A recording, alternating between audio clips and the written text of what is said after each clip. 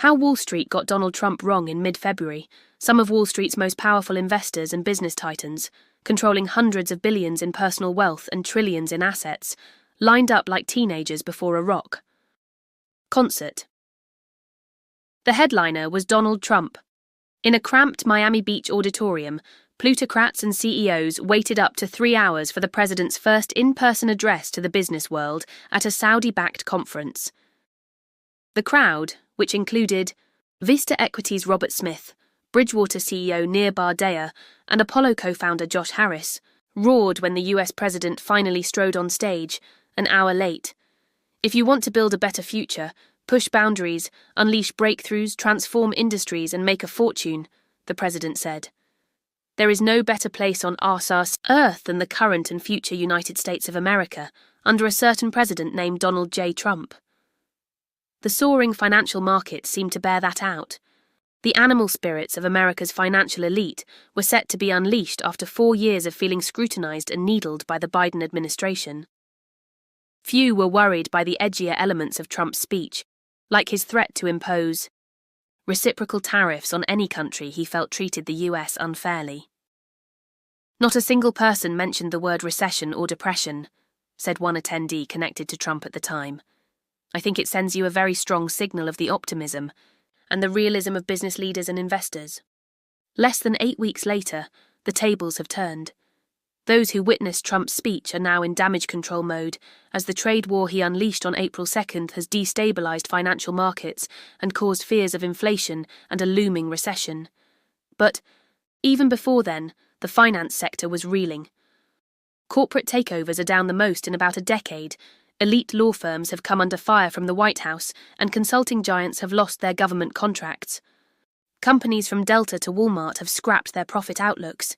Many fear the tariffs will now dramatically slow America's economic engine. We didn't believe him. We assumed that someone in the administration that had an economic background would tell him that global tariffs were a bad idea, one Wall Street executive says. We are in for a roller coaster ride.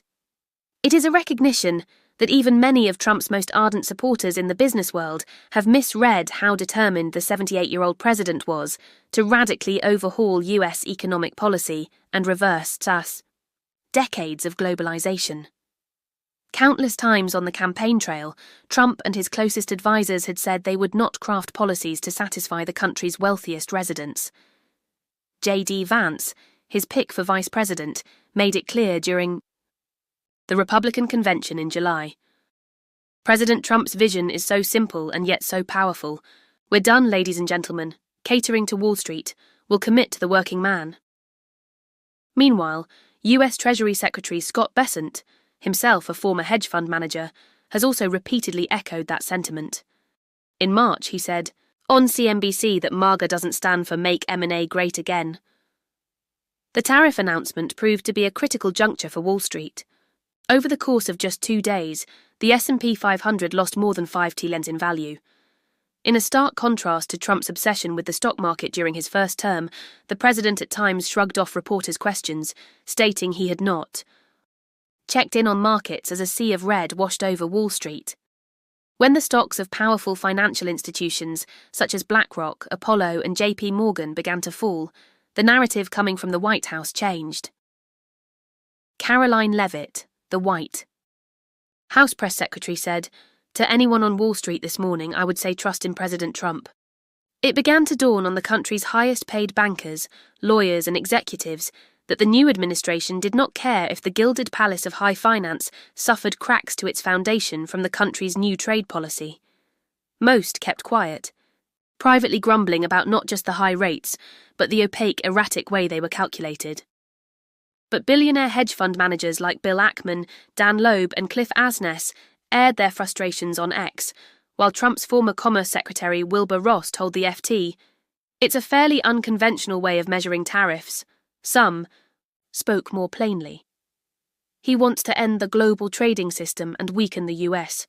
He wants to Brexit the United States from the rest of the world, Anthony Scaramucci, the founder of investment firm Skybridge Capital, who was briefly Trump's White House communications director during his first term, says, this is the stupidest economic policy that the United States has ever come up with.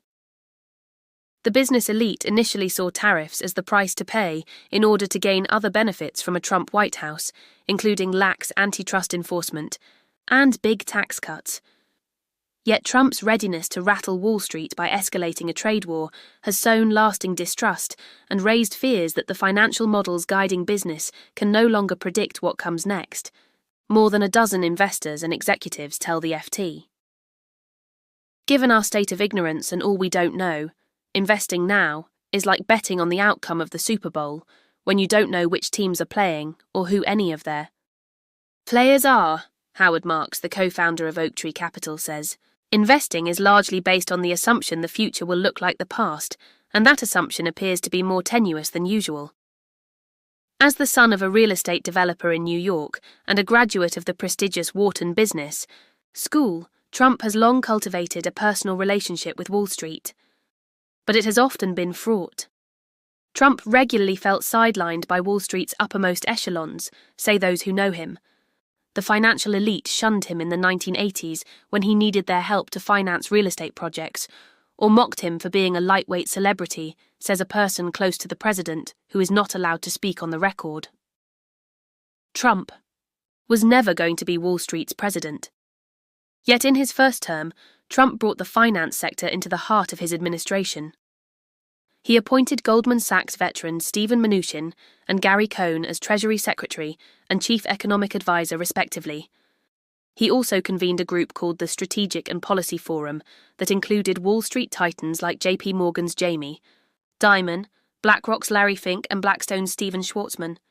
Trump regularly held court with them, often under the spotlight of TV cameras. But that relationship soured during his presidency, and the Capitol riot on January 6, 2021, marked a clean break. Schwarzman, who chaired Trump's business forum, called the insurrection appalling. Other financiers echoed his condemnation, and the industry began to distance itself.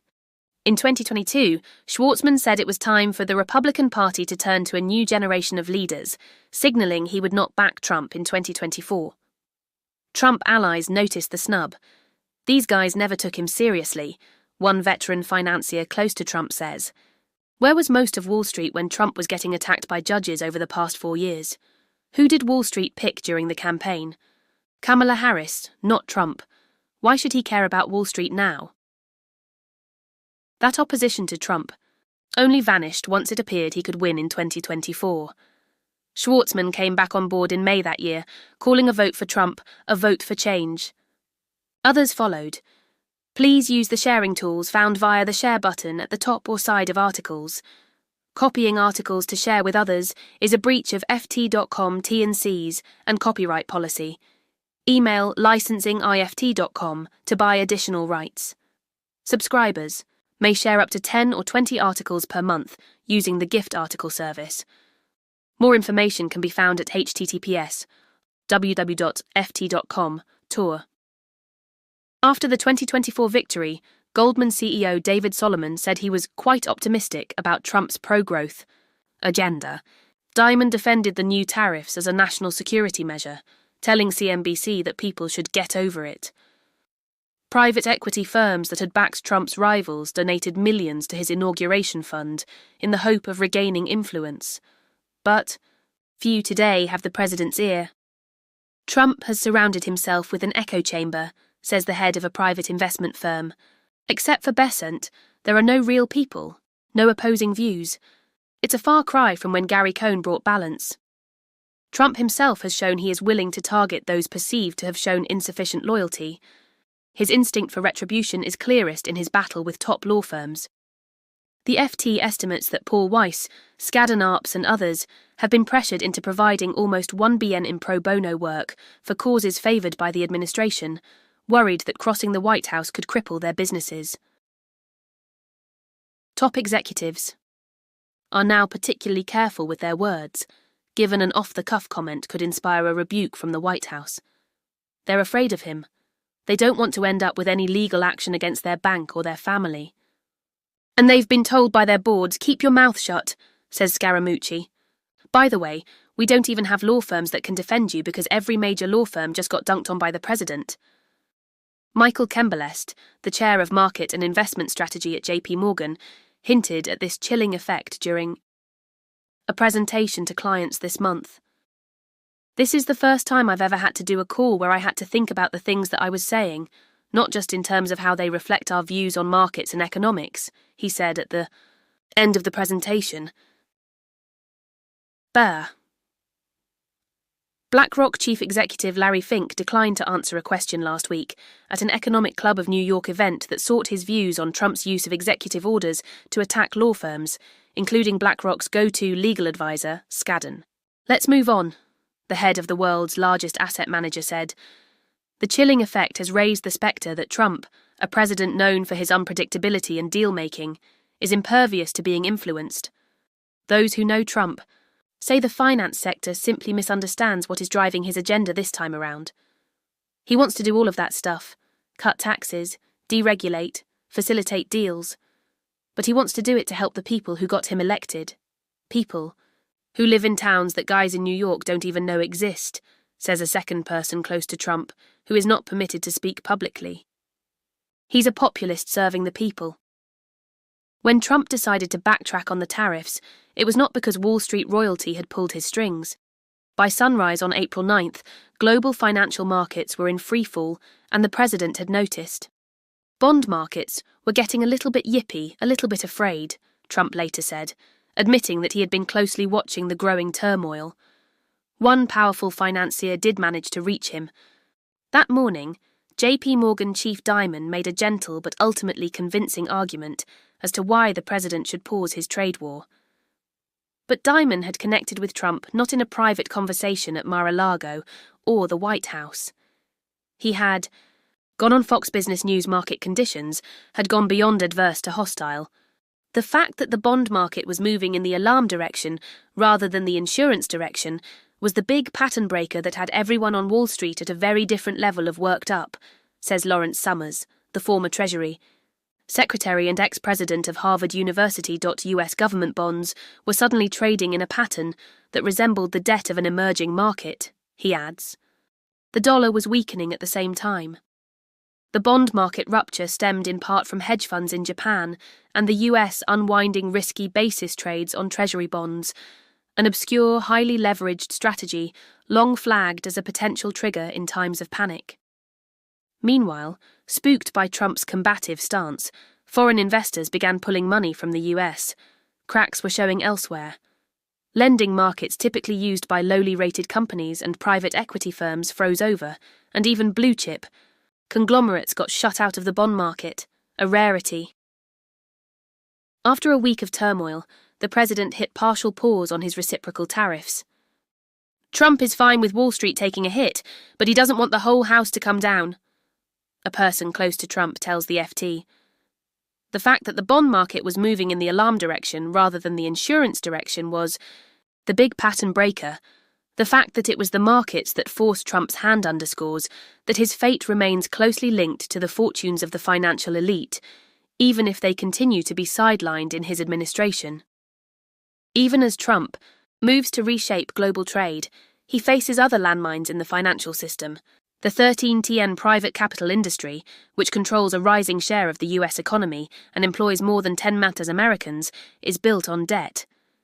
Years of leverage have left vast swathes of small and mid-sized companies fragile and highly exposed to shocks. With growth slowing and inflation rising, private equity firms are likely to respond by slashing costs and jobs, deepening the economic pain. Default rates are climbing and could soon jump, triggering a wave of bankruptcies.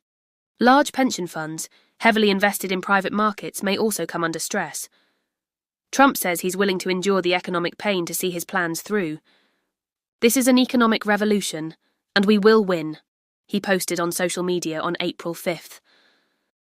The White House said in a statement on Monday that the only interest guiding President Trump's decision-making is the best interest of the American people. But markets are already pushing back. Bond yields remain elevated, the dollar has tumbled, and his financial footing looks increasingly shaky. "It's very clear that reassurance has not been achieved," says Summers. The dollar plummeted on April 10th and 11th. Yields are at very high levels. People are waiting for more shoes to drop. The future, for now, looks volatile. Liberation Day was a sort of fundamental hit to Wall Street's trust and confidence that they could predict at all what the administration would do, says Joseph Foody, an economics professor at NYU Stern School of Business. They now realise that all of it is fundamentally uncertain and unpredictable,